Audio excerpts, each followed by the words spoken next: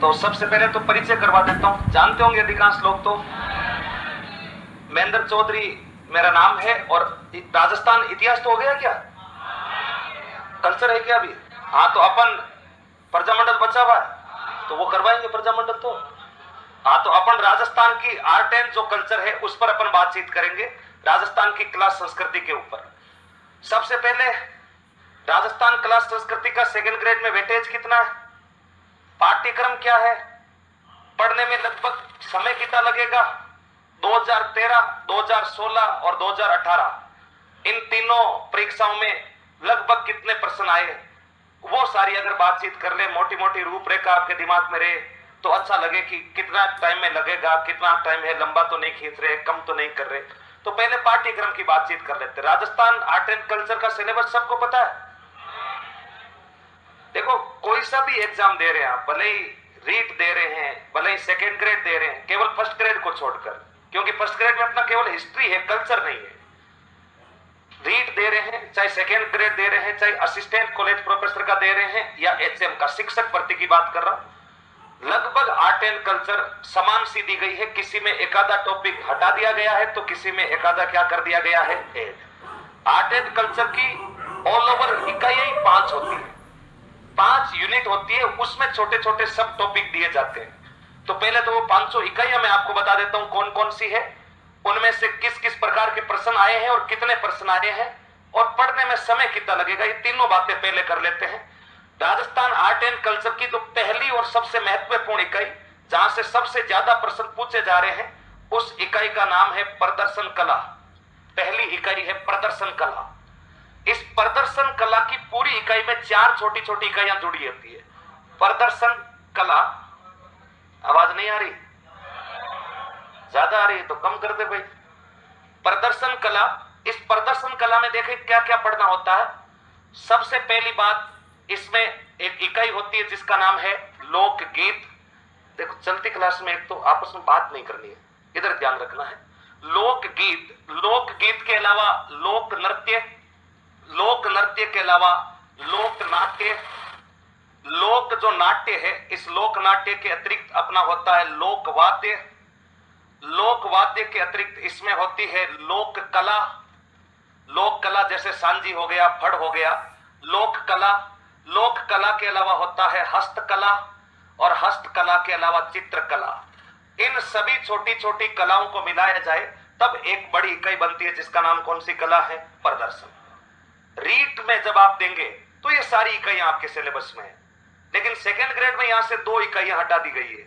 Second grade में आपके लोक कला और हस्तकला, कला और हस्तकला, ये आपके सेकेंड ग्रेड के पाठ्यक्रम में नहीं है। सेकेंड ग्रेड में लोक गीत यानी लोक संगीत है, लोक नृत्य है, नाट्य है, वाद्य यंत्र है और कौन सी कला है, चित्र। ये बीच वाली 2 इकाइयां रीट में जरूर है लेकिन सेकेंड ग्रेड में नहीं है।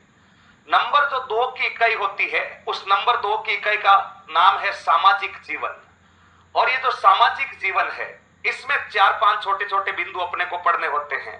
सामाजिक जीवन में एक आता है राजस्थान की प्रमुख रूप से जनजातियां, जनजातियों के साथ साथ आता है राजस्थान के रीति रिवाज, रीति रिवाजों के साथ साथ में प्रथाएं और प्रथाओं के साथ साथ में आता है वेशभूषा प्लस आभूषण, वेशभूषा प्लस आभूषण। ये रीट में सारी इकाई पूरी एज इट इज लिखी गई है, लेकिन सेकेंड ग्रेड में यहां से एक छोटी सी इकाई हटा दी गई है जिसका नाम क्या है, जनजातियां। जनजातियों का इकाई आपके सेकेंड ग्रेड में नहीं है। बाकी रीट में जाओगे तो जनजातियां हैं, रीति रिवाज, प्रथाएं, वेशभूषा और आभूषण है। यहां पर आपके सामाजिक जीवन में ये सारी इकाइयां होगी। नंबर 3 की जो इकाई होती है, नंबर 3 की इकाई का नाम होता है राजस्थान की कौन सी कला, स्थापत्य। स्थापत्य कला जब पढ़ते हैं तो स्थापत्य कला में राजस्थान के दुर्ग पढ़े जाते हैं, दुर्ग के साथ साथ महल, महल के अलावा क्या पढ़ा जाता है, हवेलियां, हवेलियों के अलावा यहां पर आपके पढ़ी जाती है छत्रियां, छत्रियों के अलावा यहां पर पढ़ी जाती है बावड़ियां, बावड़ियों के अलावा आपके पढ़े जाते हैं मंदिर, और मंदिरों के अलावा कोई छोटा मोटा महत्वपूर्ण स्मारक और रह जाता है तो उसको भी यही स्थापत्य कला में पढ़ लिया जाता है। स्थापत्य कला में दुर्ग, महल, हवेलियां। हालांकि आपके सेकेंड ग्रेड में केवल दुर्ग है, महल है एवं मंदिर है, लेकिन ये हवेलियां, बावड़ियां इससे रिलेटेड ही रहता है, तो इस सारी को अपन देख लेंगे। हवेलियां, बावड़ियां को है केवल आपके दुर्ग है, दुर्ग के अलावा महल है और महल के अलावा केवल और केवल क्या है? मंदिर। ये बीच वाली तीनों नहीं है। हालांकि रीट में ये तीनों सारी है। रीट में पिछली बार आपको पता हो तो क्षत्रियों के 2 प्रश्न आए थे एक साथ ही। एक तो पूछा दुर्गादास राठौड़ की छतरी किस राज्य में है, और एक पूछा राम शेखावटी क्षेत्र की सबसे बड़ी छतरी कौन सी है। तो छतरियों से एक साथ 2 प्रश्न आ गए थे।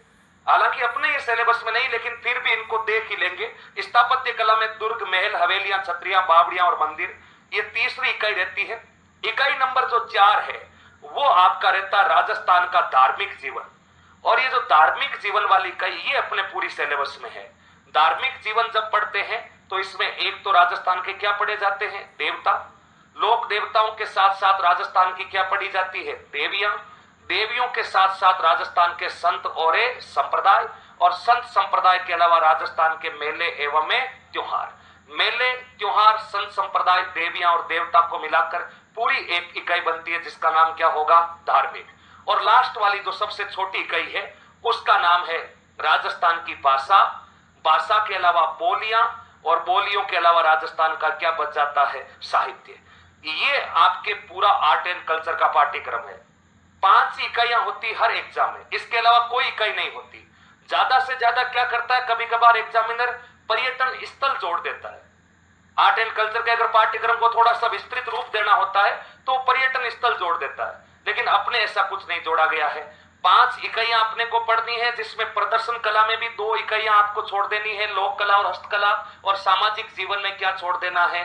जनजातियां। बाकी ये एज इट इज 5 इकाइयां अपने सिलेबस में है। अब 2013, 16 और 18 प्रश्न कितने पूछे गए आर्ट एंड कल्चर के? आपको प्रीवियस ईयर के प्रश्न पत्र दिए गए हैं, आप उनमें से दिए गए या नहीं दिए गए? 13, 16, 18 के पेपर दिए होंगे, तो उनमें से आप टिक कर लेना, आपको पता लग जाएगा। 2013 वाली में आर्ट एंड कल्चर के कुल प्रश्नों की संख्या थी 12, 2016 वाले में थी 10 और 2018 वाले में थी 13। यानी 10 से लगाकर कितने प्रश्न आ रहे हैं? 13। लेकिन 2017 के बाद से जब से ट्रेंड बदला है, जहां हिस्ट्री कल्चर का रेशियो रहता है, जहां इतिहास और कला संस्कृति दोनों पाठ्यक्रम में रहते हैं, आप किसी भी प्रश्न पत्र को उठा ले, भले ही आरपीएससी का हो, भले ही अधीनस्थ बोर्ड का हो। इतिहास 35 तो कल्चर 65। अगर 10 प्रश्न आ रहे हैं तो 4 प्रश्न किसके आ रहे हैं? हिस्ट्री के, और 6 किसके आ रहे हैं? कल्चर। हमेशा से ये रेशियो रहा है। राजस्थान के जीके में सबसे ज्यादा नंबर आता है राजस्थान भूगोल से। आप राजस्थान जीके का कहीं भी एग्जाम दे रहे हैं तो सबसे ज्यादा प्रश्न किससे पूछे जाते हैं? राजस्थान भूगोल। भूगोल जिसके साथ में अपनी आर्थिक समीक्षा जो लेटेस्ट का करंट रहता है। भूगोल के बाद सबसे ज्यादा प्रश्न पूछे जाते हैं आर्ट एंड कल्चर के, और आर्ट एंड कल्चर के बाद तीसरा नंबर किसका आता है? इतिहास। आप कोई भी पेपर उठाकर देखें, खुद एनालिसिस करें, हमेशा 65-35 या 60-40 के आसपास रेशियो रहता है। तो अपने ध्यान रखना है, लगभग यूं कह सकता हूं मैं, अधिकतम मिनिमम 11 और अधिकतम इसमें प्रश्नों की संख्या कितनी हो सकती है? 14। 11 हो सकते हैं, 12 हो सकते हैं, 13 हो सकते हैं। यह अगर कोई ढंग का कल्चर से प्रेम करने वाला एग्जामिनर आ गया तो प्रश्नों की संख्या कहां तक लेके चला जाएगा? 14। लगभग 14 प्रश्न हो सकते हैं। इन 14 प्रश्नों को तैयार करने में अपने को लगभग इन 500 इकाइयों को पढ़ने में जो समय लगेगा अप्रोक्सीमेट, वो समय अगर आप ढंग से रहेंगे तो कितना घंटे लगेगा? 62। और बीच बीच में अगर कोई कथा कहानी आ गई, आपने बीच बीच में कुछ पूछ लिया, तो अधिकतम कितना लगेगा? 65। यानी मिनिमम 62 घंटे का समय लगेगा, अधिकतम पढ़ने में इसे कितने घंटे का समय लगेगा? 65। 62, 63, 64, 65, इसके बीच में कभी भी आर्ट एंड कल्चर का विधि विधान से क्या हो सकता है? समापन। 62 से 65 घंटे समय है। प्रीवियस ईयर में 11, 10, 14 प्रश्न पूछे गए हैं, तो लगभग अपन मान के चलते 11 से 14 तक प्रश्न आएंगे। टोटल इकाइयों के दाम कितने हैं? 5। अब अपन इन एक एक इकाई की शुरुआत करेंगे। बताओ सबसे पहले कौन सी करें? क्रम से चलोगे या आप पहले जो आपको इच्छा? क्रम से चलोगे? तो मेरे हिसाब से तो क्रम से ही चलता हूं मैं तो सब जगह, लेकिन कभी कभार आप जैसे अध्यापकों की डिमांड आ जाती है कि नहीं पहले ये पढ़ाओ, तो आपने क्या है, पहले वो पढ़ लो। क्रम से चलना है तो सबसे पहले वापस हेडिंग लगा लो प्रदर्शन कला। सबसे पहले हेडिंग लगा लो प्रदर्शन कला। प्रदर्शन कला, प्रदर्शन कला, प्रदर्शन कला। प्रदर्शन कला में सबसे पहले छोटी सी इकाई है, सबसे पहला लोकगीत, फिर पढ़ेंगे नृत्य, नाट्य, फिर वाद्य, फिर चित्रकला और इकाई का करेंगे समापन। तो सबसे पहले लिखें लोकगीत। लोकगीत क्या होते, क्या है लोकगीत, किसको कहते हैं लोकगीत, परिभाषा क्या है लोकगीत की? कुछ ना कुछ तो परिभाषा होगी गीत की। जब भी मैं प्राय परिभाषा पूछता हूं, यह शब्द मुझे जरूर सुनाई देता है, भले ही आरएस का बेच हो, भले ही एचएम का बेच हो। क्षेत्रीय भाषा में गाए गए गीत कौन से गीत कहलाते हैं? लोकगीत। क्षेत्रीय भाषा का मतलब क्या है? जैसे गजबन पानी ने चाली हरियाणवी भाषा है, क्षेत्रीय भाषा, क्या ये लोकगीत है? लोकगीत है। लोकगीत को आप सरल यूं समझ सकते हैं, मानव मन की सहज अभिव्यक्ति। आपके मन में जो भी विचार आया, आपने गीत के माध्यम से गा दिया, वो सब गीत है। जो भी आपके मन में उल्टा सीधा, आपका मान लीजिए समय पर कोर्स नहीं हुआ, आप मंच पर खड़े होकर गीत गाने लग गए, कोर्स नहीं हुआ रे, तो वो गीत हो गया। मानव मन की सहज अभिव्यक्ति ही क्या कहलाती है? लोकगीत। जो आपके मन में आए उसको गा देना लोकगीत कहलाता है। अलग अलग विद्वानों ने गीतों की अलग अलग परिभाषाएं भी लिखी है। 3-4 विद्वानों की परिभाषा अपन पढ़ लेते हैं। एक बार एक विद्वान की परिभाषा एग्जाम में पूछ ली गई है, पीटीए के एग्जाम में। तो लोकगीतों को परिभाषित करने वाले जो पहले व्यक्ति थे, अपने राष्ट्रपिता, जिनका नाम है महात्मा गांधी। गांधी जी लोकगीतों की परिभाषा लिखते हुए लिखते हैं कि लोकगीत हमारी संस्कृति के पहरेदार है, हमारी संस्कृति के पहरेदार, या लोकगीत हमारी संस्कृति के रक्षक हैं। गांधी जी कहते हैं कि जब तक गीत है तब तक ही हमारी संस्कृति है, और जिस दिन गीतों का समापन हो गया, समझ लो हमारी संस्कृति विलुप्त हो गई। ये महात्मा गांधी कहते हैं। मुझे लगता है गांधी जी ने बिल्कुल सही कहा था, और वो समय अब आ भी गया है। आज आप में से पूरी क्लास में से किसी को खड़ा करके कहा जाए कि कुकड़ी गीत गाकर सुना। कुकड़ी राती जोगा होता अपने राजस्थान में, रात के समय महिलाएं मांगलिक गीत गाती है अपने देवी देवताओं की आराधना में, उसको अपन राती जोगा कहते हैं। या कोई शादी होती है तो दूल्हे दुल्हन को जादू टोने से बचाने हेतु कामण गीत गाते हैं। अलग अलग गीत है, सारे गीत अभी अपन देखेंगे। आप में से किसी को खड़ा किया जाए और कहे कि कामण गीत गा के दिखा दे और सेकंड ग्रेड का ज्वाइनिंग लेटर ले जा, कितने लोगों को आता? क्यों? लड़कियों ने ठेका थोड़ी दे रखा है।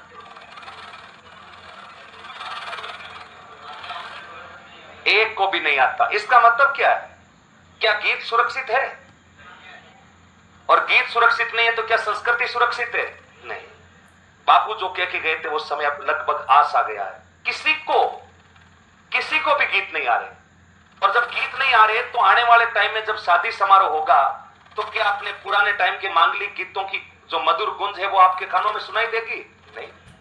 बस ईयरफोन डालेंगे, गाड़ी में सॉन्ग चला लेंगे, चलते रहेंगे सॉन्ग। अगर मैं क्लास में खड़ा कर दूं और कह दूं कि बचपन का प्यार गा के सुना, 50 लोग गा के सुना देंगे, क्योंकि अपनी रुचि अपनी कल्चर की तरफ है ही नहीं। बापू बिल्कुल से कह के गए थे अब हमारी संस्कृति खतरे में है, तो बचाएगा कौन?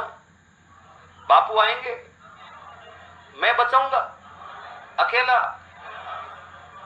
आप समस्त भावी शिक्षक शिक्षिकाओं की जिम्मेदारी बनती है कि हम हमारी संस्कृति के प्रति सजग रहें, जागरूक रहें, हमारे समाज में होने वाले छोटे छोटे जो क्रियाकलाप है उन पर अपनी नजर रहें, और आने वाली पीढ़ियों को उनके बारे में ढंग से बताते रहें, ताकि हमारी कल्चर चली जाए। नहीं तो आने वाला समय बड़ा विकराल हो जाएगा। और जब किसी राज्य की संस्कृति बर्बाद होती है तो वो राज्य बर्बाद होके ही रहता है। अरस्तु ने कहा था किसी राज्य की संस्कृति की बर्बादी मतलब उस राष्ट्र या उस राज्य की, बताओ क्या होती है? बर्बादी।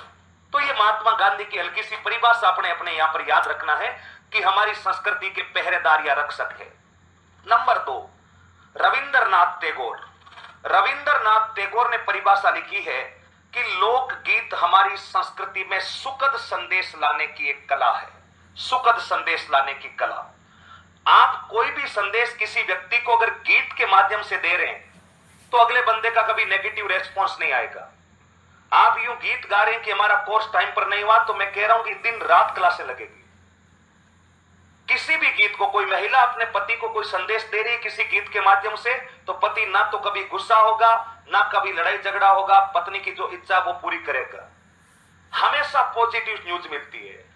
गीत हमारी संस्कृति में सुखद संदेश लाने की कला है, ऐसा कहने वाला बंदा कौन है? रविंद्रनाथ टैगोर। नेक्स्ट, अगली परिभाषा दी है देवेंद्र सत्यार्थी। ये आपके पीटीआई के एग्जाम में पूछी जा चुकी है। देवेंद्र सत्यार्थी की परिभाषा उसने पेपर में क्वेश्चन में लिख करके दी थी, लिख करके दिया था, लोकगीत किसी संस्कृति के मुख बोले चित्र है। लोकगीत किसी संस्कृति के मुख बोले चित्र है। किसने कहा है? तो उत्तर हो जाता देवेंद्र सत्यार्थी।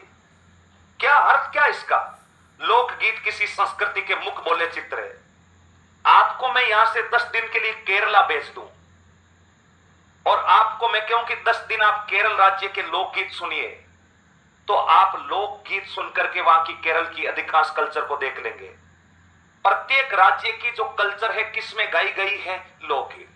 अपने कोई राजस्थान की संस्कृति आपको समझनी है तो आप हमारे गीत सुन लीजिए। यहां पर गोरबंद सुनिए, ओलिउड सुनिए, पीपली सुनिए।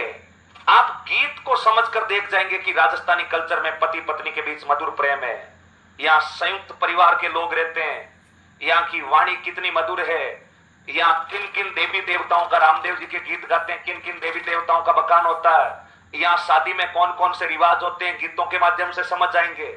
यानी कोई गीत जो होता है वो किसी संस्कृति का चित्र होता है और अपन उस चित्र को देखकर उसकी संस्कृति को डिस्क्राइब कर सकते हैं, वर्णन कर सकते हैं। लोकगीत किसी संस्कृति के मुख बोले चित्र, ऐसा किसने कहा है? देवेंद्र सत्यार्थी। नंबर 4, राजस्थान का एक बड़े विद्वान हुए अपने आचार्य रामचंद्र शुक्ल। आचार्य रामचंद्र जो शुक्ल है, इन्होंने एक परिभाषा लिखी है कि हमारी संस्कृति लोकगीतों के कंधों पर चढ़कर आई है। इसका मतलब यह है किसी स्टेट के जैसे सॉन्ग होंगे संस्कृति वैसी होगी। अगर सॉन्ग में सलीलता है, शालीनता है, तो वहां की कल्चर भी बड़ी शालीन होगी।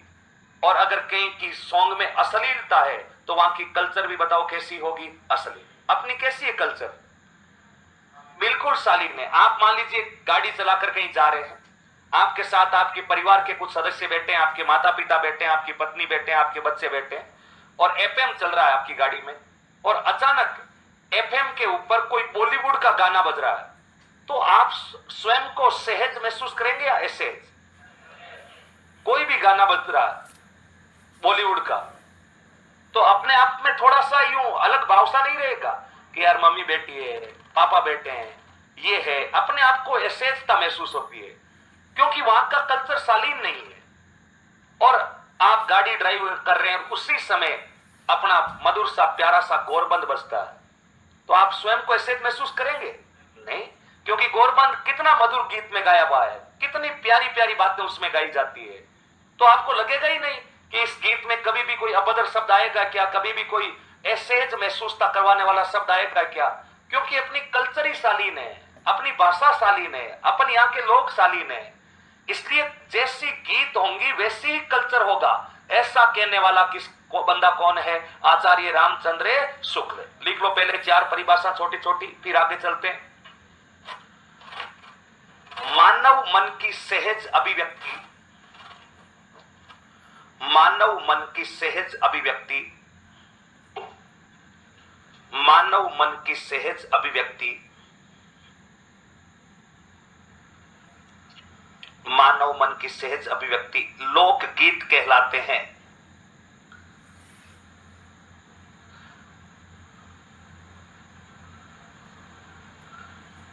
नेक्स्ट, हेडिंग लगाए महात्मा गांधी। महात्मा गांधी, महात्मा गांधी। लोकगीत, लोकगीत हमारी संस्कृति के पहरेदार ऑब्लिक रक्षक हैं। लोकगीत हमारी संस्कृति के पहरेदार ऑब्लिक रक्षक हैं।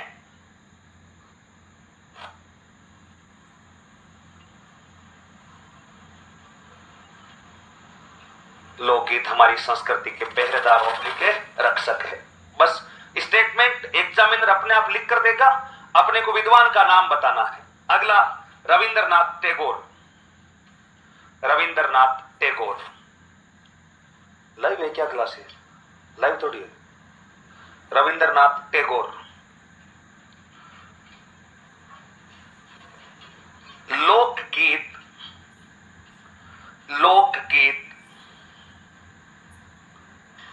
हमारी संस्कृति में,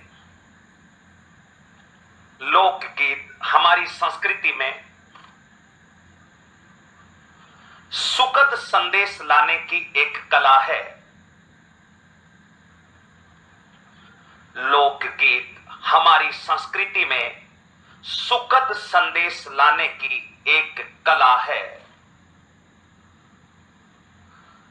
लोकगीत हमारी संस्कृति में सुखद संदेश लाने की एक कला है। नेक्स्ट, देवेंद्र सत्यार्थी। देवेंद्र सत्यार्थी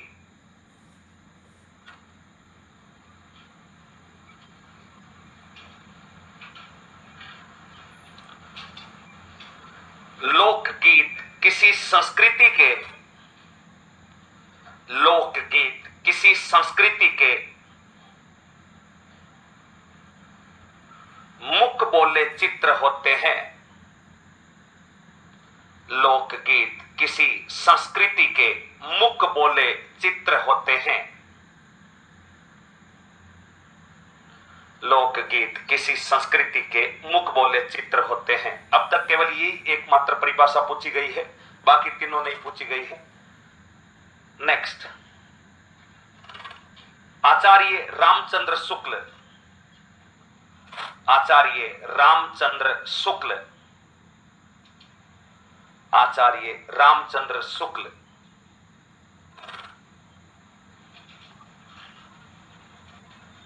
हमारी संस्कृति लोक गीतों के कंधों पर चढ़कर आई है।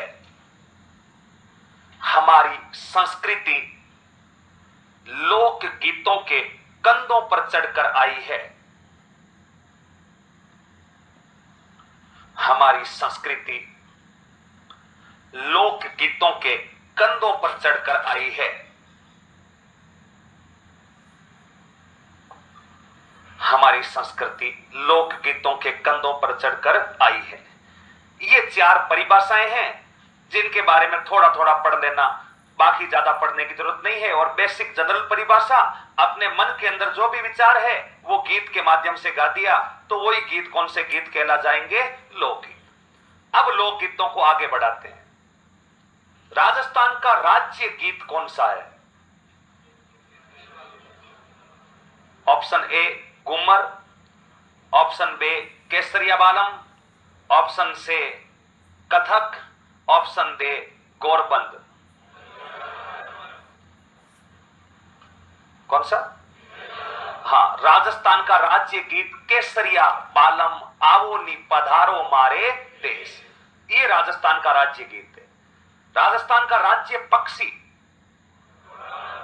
कौन सा? गोडाउ। राजस्थान का राज्य पशु चिंकारा और ऊंट। 2014 में किसको दर्जा दे दिया है? ऊंट। राजस्थान का राज्य पुष्प, राजस्थान का राज्य खेल,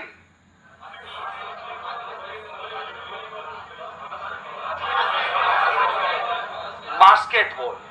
अभी हाईकोर्ट एलडीसी का एक एग्जाम हुआ, उसमें 3 प्रश्न पूछे राज्य के सिंबल से।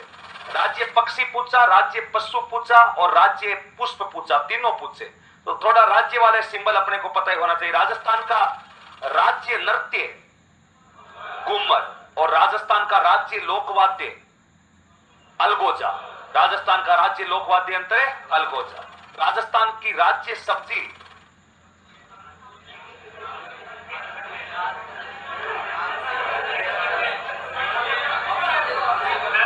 देखो, अभी तक कोई राज्य अपने कोई भी, जैसे पशु है, पक्षी है, चिंकारा, अपना राजस्थान का राज्य क्या है? पशु। चिंकारा कोई क्यों बनाया पशु? और अब ऊंट कोई क्यों बनाया? किसी और को बना देते। जो प्रजाति दुर्लभ बन जाती है, यानी विलुप्ति की कगार पर आ जाती है, ऐसा लगे रहा है कि भाई अब ऊंट जो है ज्यादा बचे नहीं है, धीरे धीरे आने वाले टाइम में ऊंट समाप्त हो जाएंगे, केवल चित्रों में दिखेंगे कि ऐसा ऊंट होता था। उनको सबको जो दुर्लभ हो जाते हैं उनको राज्य स्तर का दर्जा दे दिया जाता है, ताकि लोग अपने कम से कम स्टेट के जो सिंबल है उनकी तो जो है सम्मान करें, उनकी तो सुरक्षा करेंगे। राष्ट्रीय पक्षी मोर है क्योंकि मोर दुर्लभ हो गया था, लोग मारने लग गए मोर को, मांस खाने लगे मोर का। इसलिए भारत सरकार ने कहा कि मोर को बचाना है तो इसको किसका पक्षी बनाना पड़ेगा, राष्ट्रीय, ताकि नेशनल सिंबल रहेगा तो कम से कम अपन अपने राष्ट्रीय पक्षी का तो सम्मान करेंगे। इसलिए मोर को बचाने के लिए। वैसे ही राजस्थान की ऐसी कौन सी सब्जी है जो विलुप्ति की कगार पर जा रही है? बेसन गट्टा विलुप्ति की कगार पर जा रहा है। अरे देखो, अभी 2016 के अंदर जब बीजेपी वाली सरकार थी, उस समय एक कमेटी बनी थी जिसका नाम था सक्सर कमेटी। सरकार ने एक समिति बनाई थी जिसका सक्सर समिति, उसको कहा गया कि भाई अपने राजस्थान में जो जो प्रजातियां विलुप्ति की कगार पर है उनकी आप एक सरकार को लिस्ट सौंपे, ताकि सरकार उन्हें संरक्षित करने के लिए कोई उचित कदम उठाए। और उस समिति ने अपनी पूरी एक जांच रिपोर्ट बनाई और उसमें एक राज्य सब्जी का नाम भी सुझाया, बोला कि सब्जी को राज्य सब्जी बना देना चाहिए। अब अभी तक बनी नहीं है वो, लेकिन उस समिति ने सुझाव दिया। उस समिति ने किस सब्जी का उल्लेख किया है? ऑप्शन ए पंचकुटा, ऑप्शन बी केर सांगरी, ऑप्शन सी बेसन गट्टा, ऑप्शन डी कड़ी।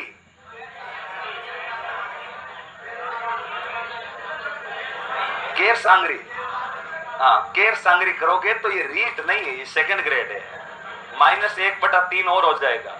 रीट में तो कोई बात नहीं, अरे गलत हो गया, कोई बात नहीं, हो गया तो हो गया।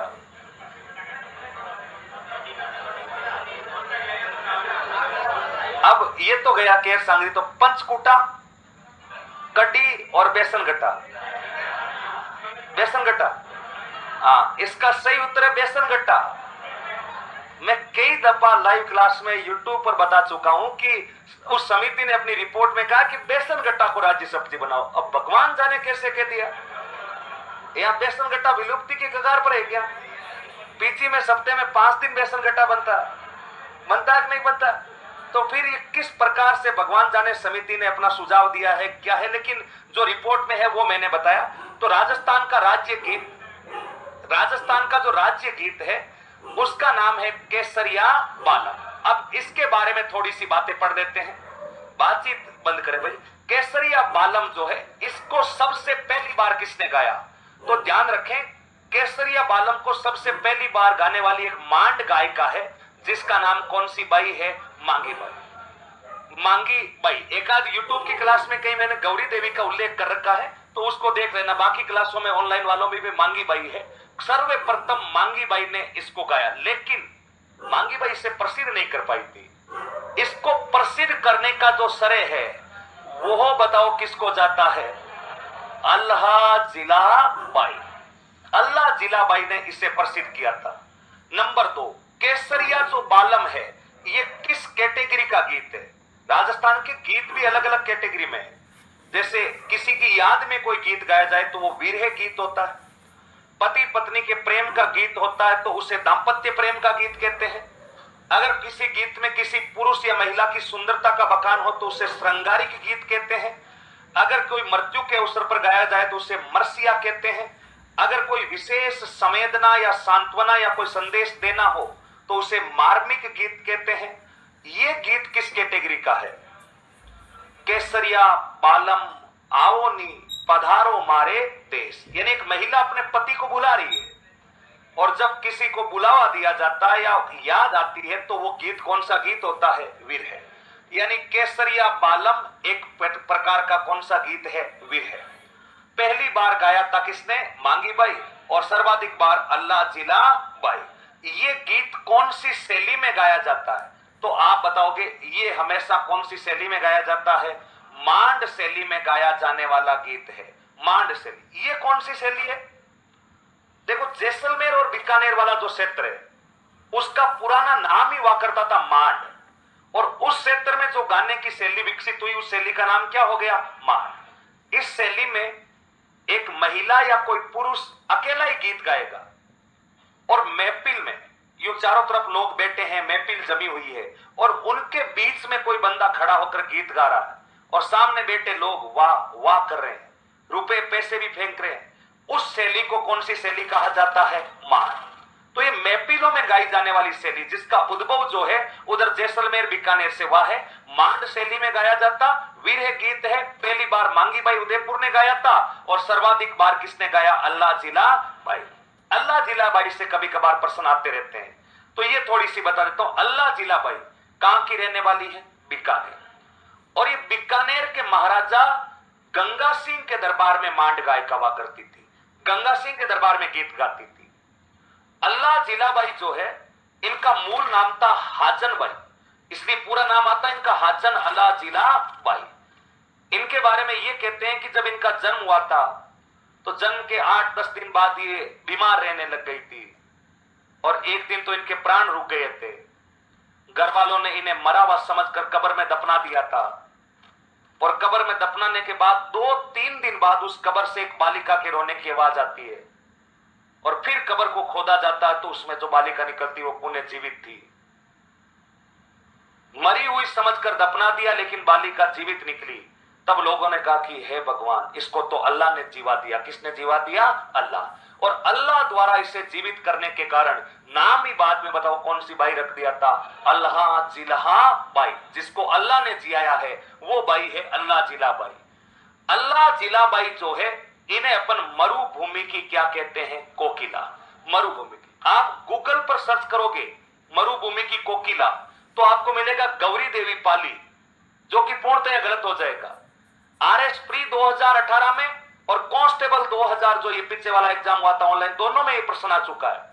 मरुभूमि की कोकिला किसे कहते हैं? अल्लाह जिला बाई। जबकि कुछ बुक्स वगैरह जो गाइड्स वगैरह आप पढ़ते हो उनमें आपको लिखेगा राजस्थान की कोकिला अल्लाह जिला बाई और मरुभूमि की कोकिला गौरी देवी पाली। गलत हो जाएगा। मरुभूमि की कोकिला पूछे भले ही राजस्थान की कोकिला पूछे, उत्तर एक ही होगा। कौन सा? अल्लाह जिला बाई। ये अल्लाह जिला बाई जो है इन्होंने ये मांड गायन का कार्य सीखा किसे था? इनके गुरु का नाम था उस्ताद हुसैन चांद खां लंगड़े वाला। उस्ताद हुसैन चांद खां लंगड़े वाला, ये इनका नाम है। छोटा ही नाम है, बड़ा थोड़ी है। देखो अपने राजस्थान वाले नाम निकालने में एक्सपर्ट होते हैं। बीकानेर महाराजा का जो संगीत घराना था गंगा सिंह जी का, उनके ये मुखिया हुआ करते थे और जो मुखिया होता है उसको क्या कहते हैं? उस्ताद। तो उस्ताद इनकी उपाधि थी और पैर से थोड़ा सा लंगड़ा करके चलते तो अपने वाले 2 मिनट में नाम निकाल देते हैं। बताओ नाम क्या कर दिया? लंगड़े वाला। अब पीछे केवल नाम तो क्या बचा है?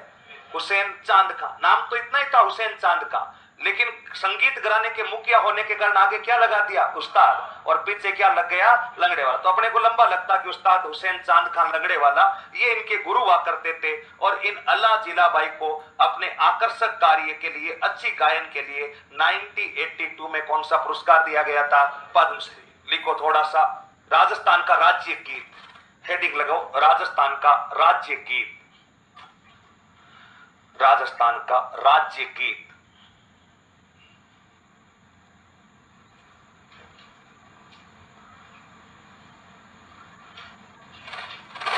केसरिया बालम, शॉर्ट में लिख लो केवल केसरिया बालम, इतना ही लिखा हुआ आएगा। पूरा क्या है? केसरिया बालम आओ नी पधारो मारे देश।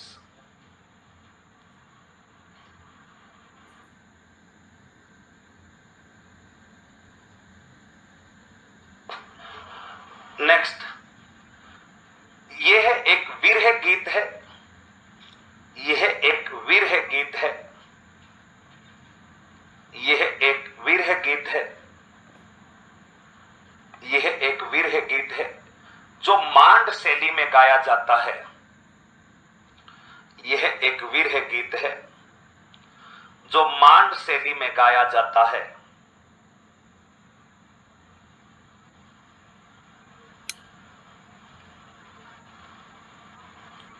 नेक्स्ट, इसे प्रथम बार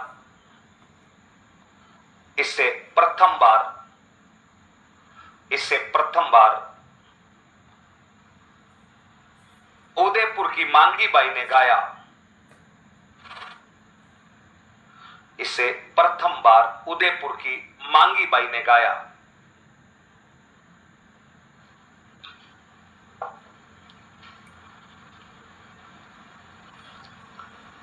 नेक्स्ट,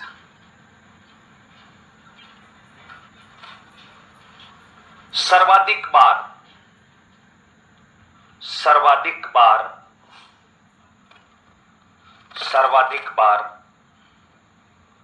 अल्लाह जिल्हा बाई ने गाया।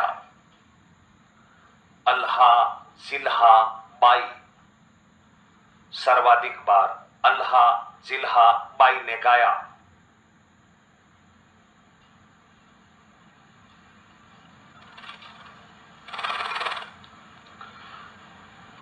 हेडिंग लगा लो, अल्लाह जिल्हा बाई।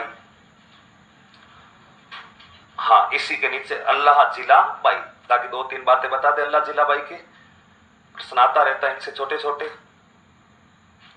अल्लाह जिला बाई।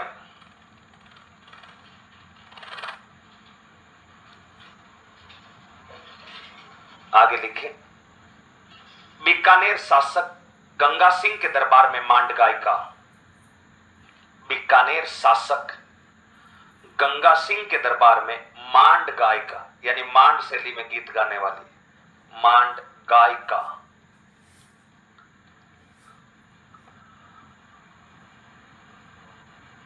मांड गायिका।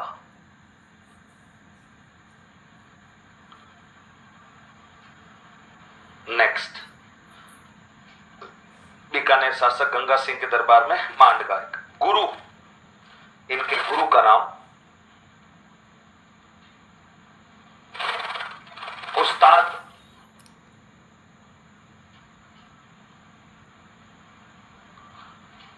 हुसैन चांद खान लंगड़ेवाला। उस्ताद हुसैन चांद खान लंगड़ेवाला। उस्ताद हुसैन चांद खान लंगड़ेवाला। नेक्स्ट,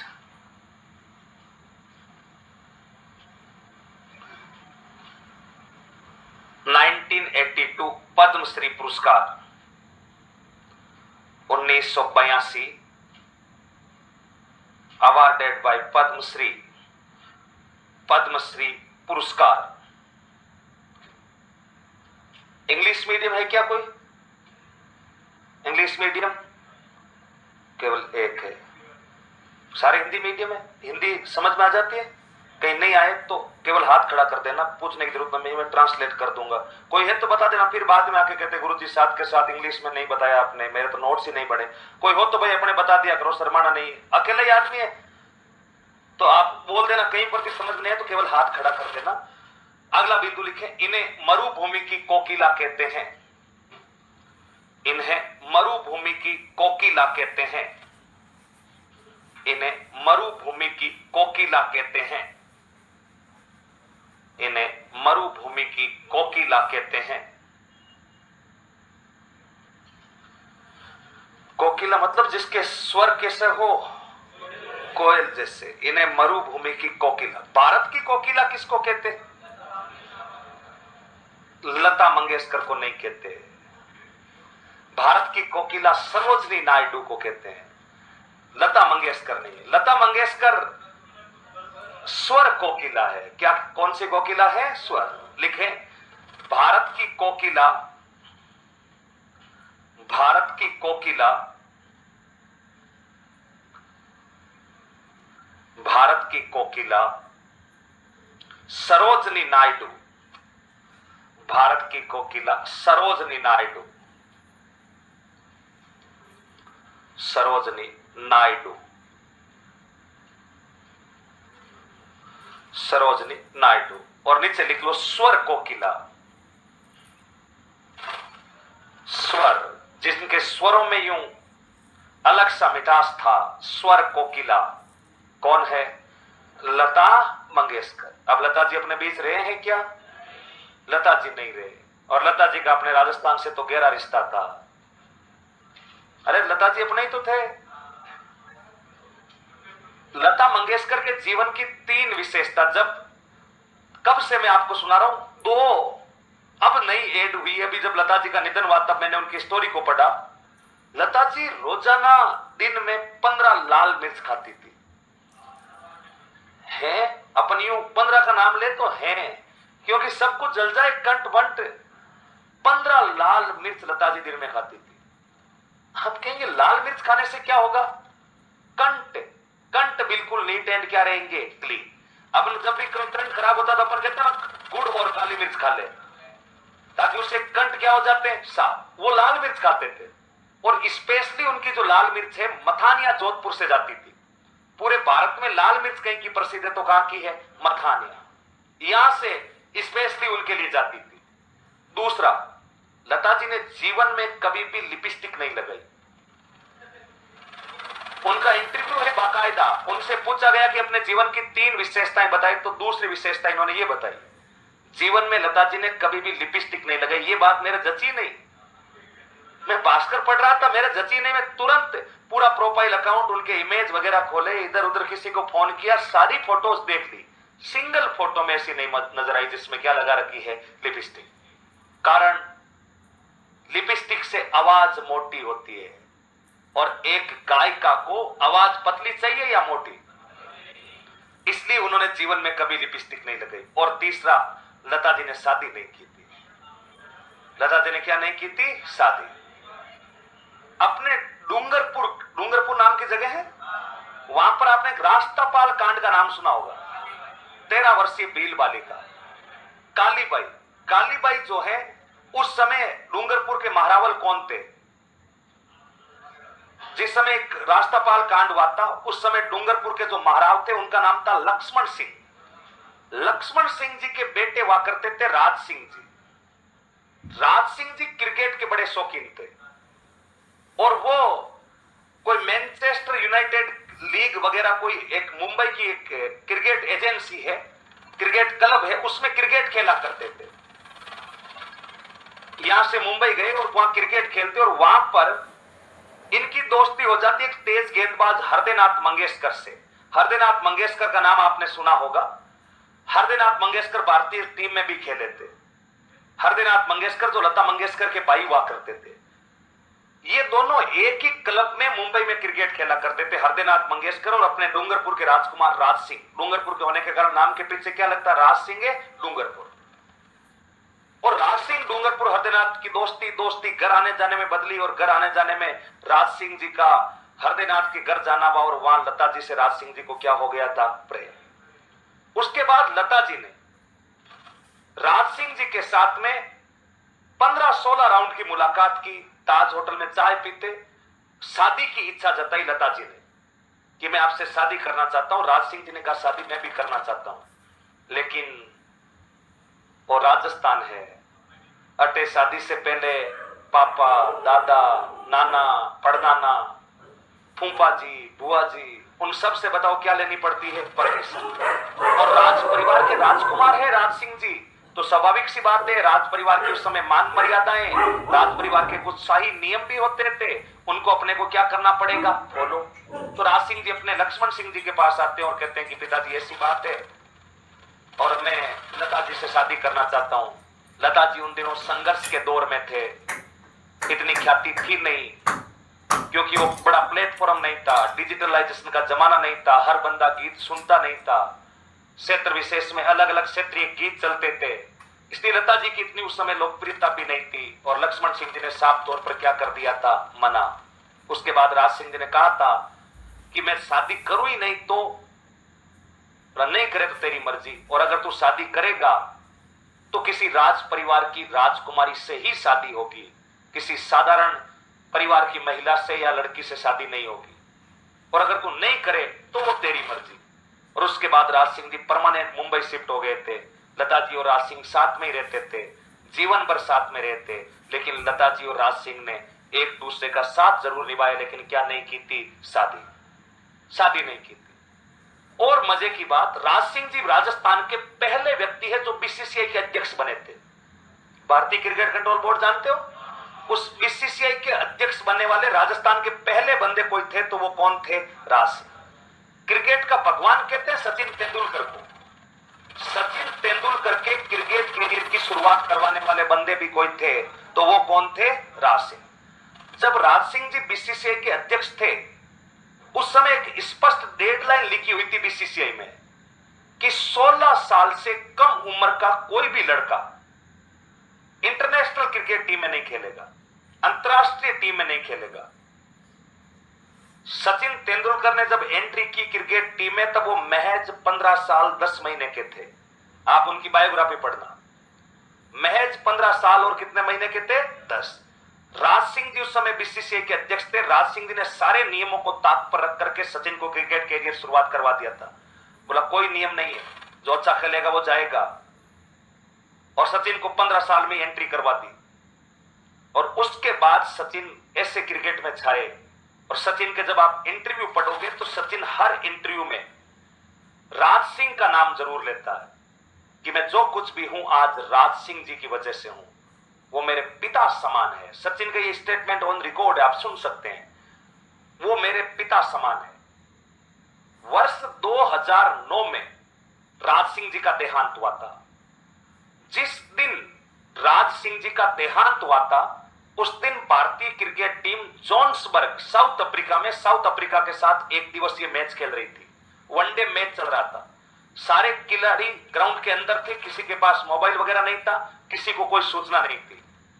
राज सिंह जी इंडिया में थे, मुंबई के किसी अस्पताल में भर्ती थे, कोई जेके लोन ऐसा था, वहां पर वो एडमिट थे, और उनका उसी अस्पताल में निधन हो गया था। और उस समय भारतीय क्रिकेट टीम साउथ अफ्रीका दौरे पर अपना मैच खेल रही थी, और उस मैच में सचिन तेंदुलकर ने शतक लगाया था। 117-18 रन की पारी खेली थी। इंडिया ने वो मैच 52-53 रन से जीता था। और जैसे ही क्रिकेटर ग्राउंड से बाहर निकलते हैं, पत्रकार जो थे उन्होंने सचिन को घेर दिया। बोला सचिन पाजी आपसे अर्जेंट बात करनी है। बोला बताइए क्या बात है? आपके क्रिकेट कैरियर की शुरुआत का श्रेय आप जिसे देते हैं राजबाई या राज सिंह डूंगरपुर, वो आज इस दुनिया में नहीं रहे। आप राज सिंह के बारे में क्या कहना चाहते हैं? उनका आज मुंबई के किसी अस्पताल में निधन हो गया है। सचिन तेंदुलकर की आंखों में आंसू थे।